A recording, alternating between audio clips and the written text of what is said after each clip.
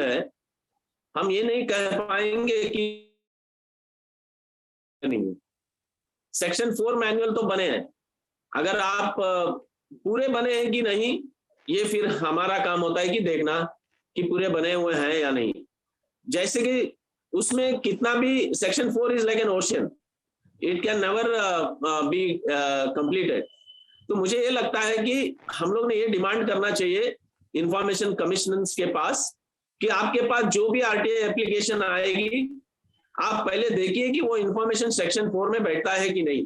अगर वो बैठता है तो ऑर्डर देना चाहिए कि इमीडिएटली इस बात को सेक्शन 4 मैनुअल में इंक्लूड किया जाए और वो चीज को वेबसाइट में पब्लिश किया जाए। और ये जब तक नहीं होगा तो सेक्शन 4 का इंपॉर्टेंस नहीं आएगा। ये मेरा सुझाव है। धन्यवाद। और मुझे एक सजेशन पूछना है कि अफेक्टेड नॉन अफेक्टेड पार्टी जो रहती है वो इंफॉर्मेशन कमीशन के आदेश कोर्ट में जा सकता है क्या?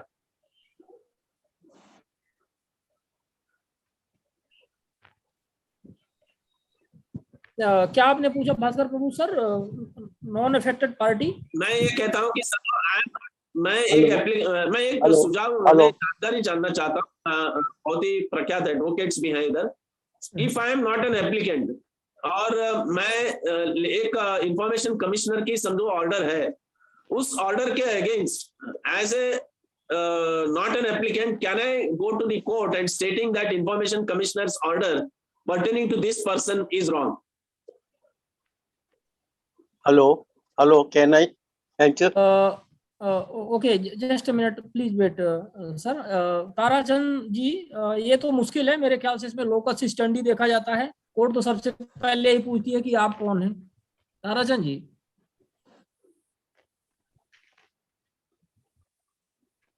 ताराचंद जी ही एडवोकेट यहाँ पर हैं हमारे बीच में। और पंक्ति जोग जी, आपने भी तो लगाया ये सब मतलब रिट वगैरह, तो ये तो दिक्कत आती है ना कि कोर्ट हमेशा ये कहता है कि भाई आप थर्ड पार्टी के तौर पे कहाँ से आ गए। मामला तो पिटिशनर मतलब एप्लीकेंट या जो भी है पीड़ित और कमीशन के बीच का है। आप कैसे यहाँ पर आ गए लगाने के लिए? मतलब ऐसा तो होता है ना कई बार, लोकल स्टैंडी तो देखा जाता है। जी शिवानंद जी, बिल्कुल बात सही है, लोकल स्टैंडा ही देखते हैं। और जैसे हमारे केस में भी वही हुआ। अगर वो पीआईएल होता तो शायद दूसरा कुछ उसमें रिजल्ट सोच सकते थे। हालांकि बाद में उसी टाइम पे, हियरिंग के टाइम पे पीआईएल में उसको कन्वर्ट करने के लिए, जैसे मैंने पहले भी कहा कि कोर्ट को कहा गया, लेकिन कोर्ट ने वो बाद में सुना ही नहीं और उसमें एक्चुअली ज्यादा सुनवाई हुई ही नहीं, उसको डिसमिसल किया तब। तो वो विड्रॉ करने का या पीआईएल में कन्वर्ट करने का परमिशन कोर्ट ने नहीं दिया। और लोकल स्टैंडाइज पूछा, 4 केसेस को इकट्ठा करके गए थे वो। अब उसका जो लीगल ये है, मतलब उस टाइम पे बहुत लंबी चर्चा चली थी कि इसको पीआईएल करना चाहिए या दूसरा एप्लीकेशन एससीए करना चाहिए।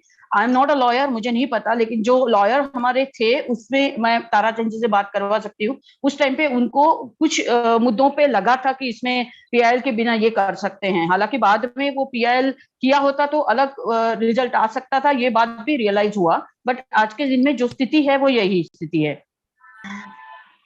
Hello, can I? Hello yes. हाँ जी Galaxy J7 prime. What's your name? I am Mahendra Patel for Ahmedabad. Okay, please go ahead please. Regarding this, I am able to speak because the judgment was given that we were not the interested party, first thing, and the black listing member was not member of this institution, first thing. So the High Court has given fine for 25,000. Afterward, they have converted into 10,000.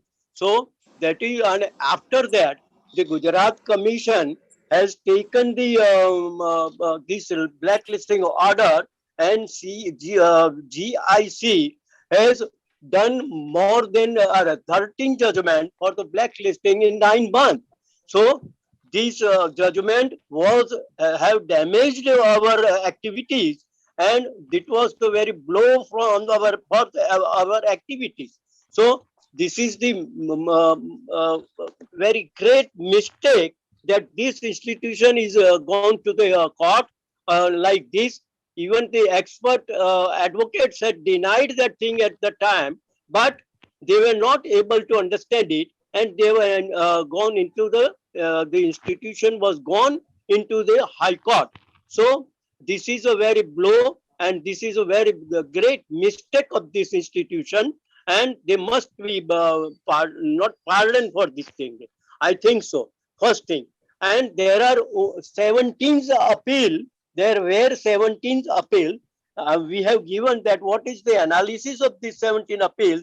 Nobody has given this our answer even at that time. So I don't understand what is the stand of this institution for this blacklisting, and they're going to take the lead for this. I don't understand it, madam.